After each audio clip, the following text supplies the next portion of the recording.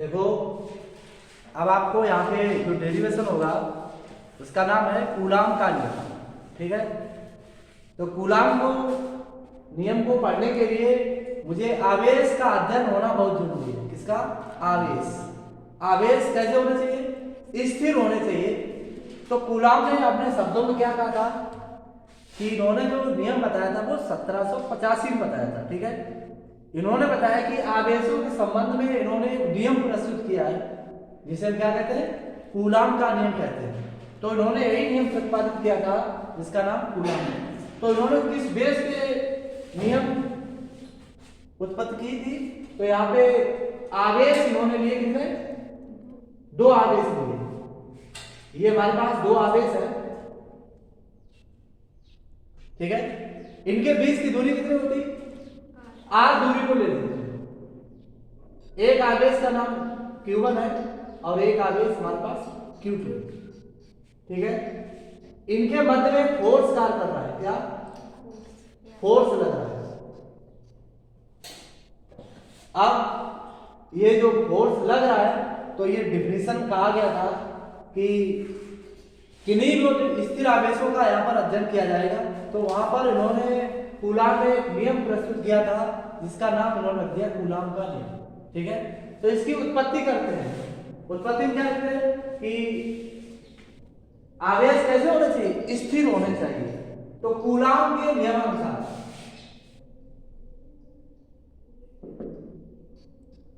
Coulomb के नियमानुसार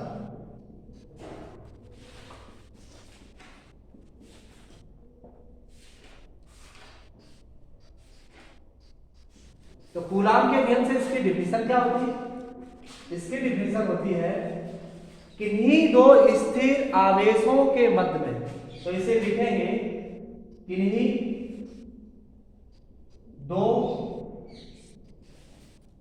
स्थिर आवेशों के बीच। दोनों आवेश कैसे स्थिर है? इनके बीच कार्यरत वैद्युत बल,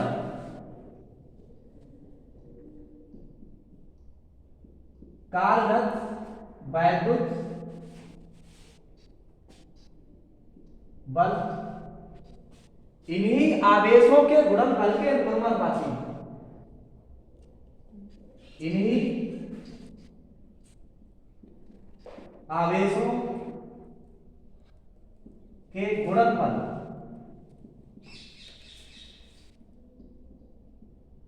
के अनुपाती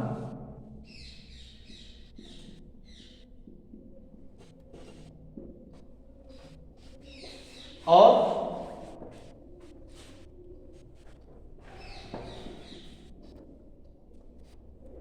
इनके बीच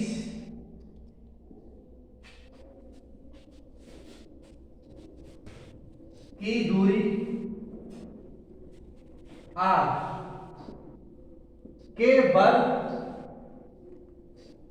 के व्युत्क्रमानुपाती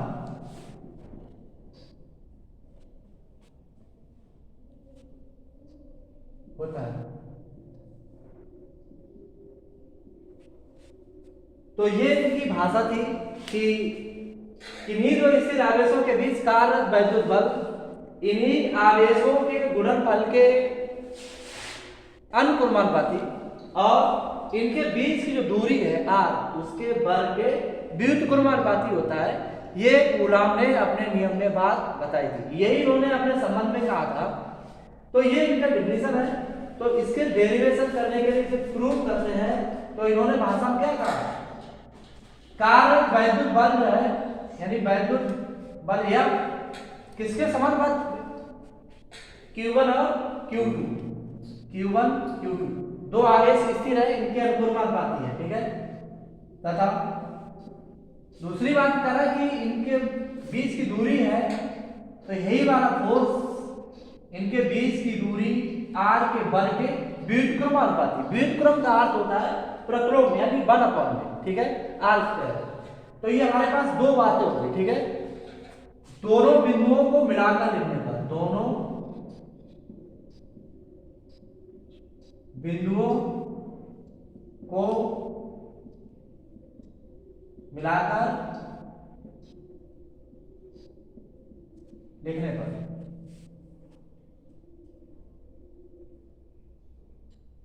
तो जब मिला के लिखेंगे तो ये बात लिख सकते हैं, या प्रोपोर्शनल, इधर साइड फोर्स हमारा एक ही होता है और इन बिंदुओं को मल्टीप्लाई कर देते हैं, यानी Q1 Q2 upon R square. ठीक है, ये समान भाषा। अब ये समानुपाती या अनुक्रमानुपाती का जब चिन्ह हटाते हैं तो यहाँ या A equal to K into Q1 Q2 upon R।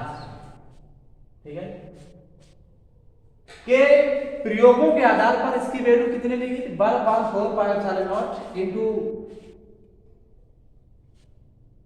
या इक्वल टू में 9 इंटू 10⁻9 का प्रयोग करते हैं। ठीक है, तो इसकी लिए वैल्यू रख सकते हैं कितनी, या एफ यानी वैद्युत बल equal to 1/4 epsilon naught into Q1 Q2 upon R square newton. बल का मात्रक होता है न्यूटन। ठीक है, n। तो ये इसका वैद्युत बल का जनरल सूत्र है। अब प्रयोगों के आधार पर इसकी वैल्यू, प्रयोगों के आधार पर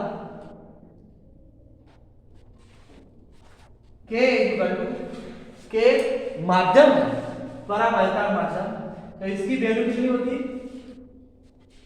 1/4 एफ साइन नॉट या 9 इंटू 10⁻9। ठीक है, जहां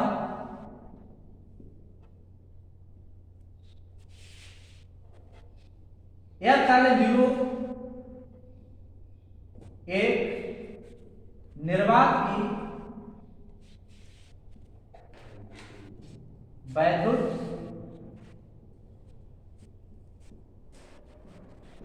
शीलता। ये क्या है? निर्वात की वैद्युत शीलता है। ये बाह्य निर्वात के लिए केवल प्रयोग करते हैं। ठीक है, तो निर्वात की वैद्युत शीलता, इसके अंदर आवेशों के अंदर कितना पावर है उसकी शीलता को बता रहा है। ठीक है, तो इसका आंकिक मान होता है, इसका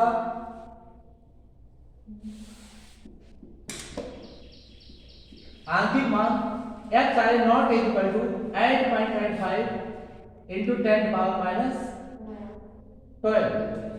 ठीक है, इसका जो मात्रक भी होता है इसी से निकाल देते हैं, ये अपान जाता है तो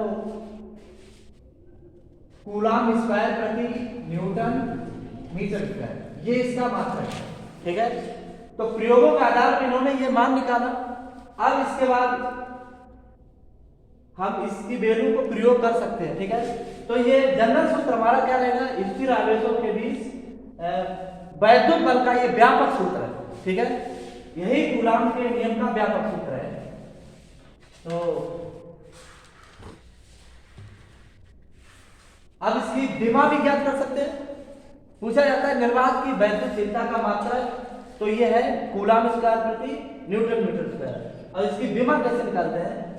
तो निर्वात की वैद्युतशीलता का विमा या विमीय सूत्र, निर्वात की वैद्युतशीलता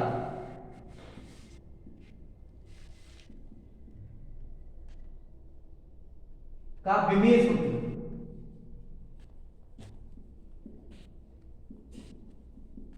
विमा से निकालते हैं। किससे? कूलम। कूलम की विमा जो कितनी होती है?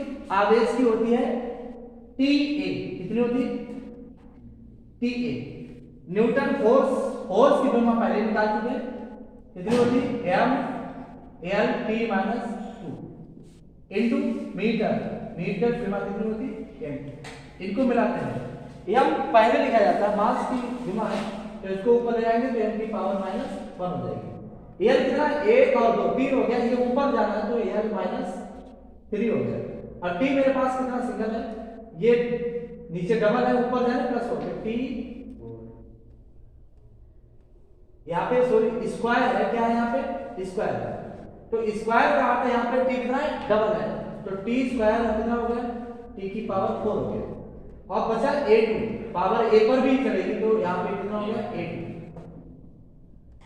तो निर्वात की वैद्युत की विमा ये होती, तो ये हमारे आवेश है। तो इससे कूलाम के नियम से ही वैद्युत बल की खोज करते हैं, तो यही वैद्युत बल का व्यापक सूत्र है। इसकी वजह से आने वाले जितने भी डेरिवेशन है वो इसी पर आधारित होंगे, ठीक है। अगर इसका ज्ञान हमें नहीं है तो हम आने वाले डेरिवेशन को अच्छे से मतलब नहीं पढ़ सकते। तो इसलिए सभी से यही बोला जाता है कि हमेशा जब भी पढ़ो तो यहाँ पर जितनी भी बातें हैं उनका एक एक पॉइंट अच्छे से माइंड में अगर आता है तो हम इन चीजों को आगे से ध्यान में रखते हैं। तो कूलाम ने बहुत ही अपना प्रदर्शन किया जिससे उन्होंने व्यापक वैद्युत बल की खोज की, तो इसकी वजह से फिजिक्स पूर्णतः इसी पर आधारित आगे मिलेगी। तो इसी चैप्टर में इसके कई सारे डेरिवेशन होंगे इस आधारित पर, इसी से हम वैद्युत क्षेत्र की विमा या तीव्रता निकाल सकते हैं।